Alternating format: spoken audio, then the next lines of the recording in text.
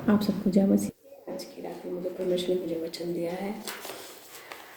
उस वचन का है भजन संहिता 71 और उसका 9 है, जिसमें लिखा है वचन है कि बुढ़ापे के समय मेरा त्याग न कर, और जब मेरा बल घटे तब तो मुझे छोड़ न दे। ये मेरे बुजुर्गवार लोगों के लिए है।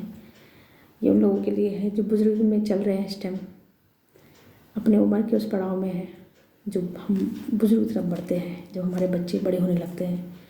और कई बहनें ऐसी हैं जो अकेली हैं, कई भाई ऐसे हैं अकेले हैं, और कई भाई बहन ऐसे हैं जिनके बच्चे उनकी केयर नहीं करते, और वो यही सोचते हैं कि प्रभु इस बुढ़ापे में अब हमें कौन संभालने वाला है, बल हमारा घट रहा है, अब कौन हमें देखने वाला है।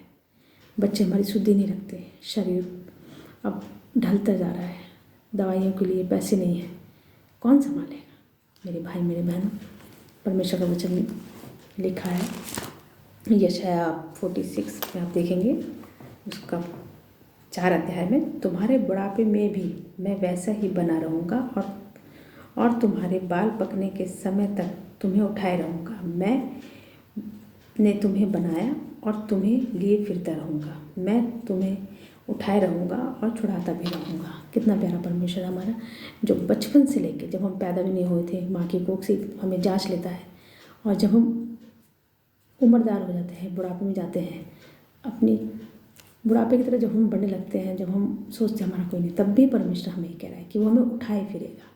इसलिए मेरे भाई मेरी बहनों, कभी भी चिंता मत करना कि हमें बुढ़ापे में कौन देखेगा, हमारे तो बच्चे नहीं है, या है तो हमें केयर नहीं करते, हमारा कौन है।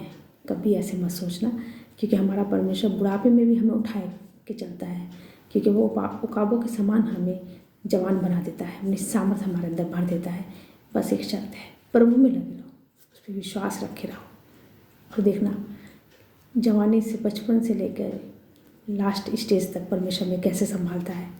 हर एक चीज़ के लिए हमें कभी भी किसी के आगे हाथ फैलाने नहीं देगा, हमें किसी के आगे उदास नहीं होने देगा, रोने नहीं देगा वो, लेकिन सिर्फ आपकी लौ यीशु मसीह पे होनी चाहिए, आपका विश्वास यीशु मसीह पे होनी चाहिए, आपकी आंखें यीशु मसीह पे होनी चाहिए, क्योंकि वचन लिखा है जो उसकी ओर ताकते हैं वो ज्योति पाते हैं, और उनका मुंह कभी काला नहीं होने पाता।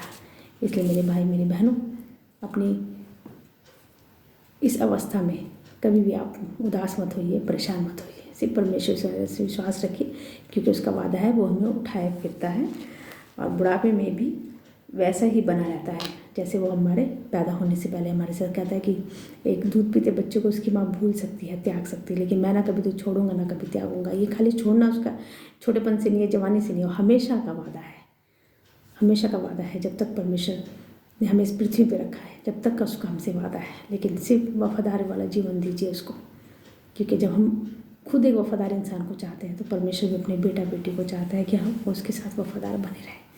और फिर किसी चीज़ की चिंता मत कीजिए, सिर्फ परमेश्वर के निहारिए और प्रार्थना कीजिए। जय मसीह की।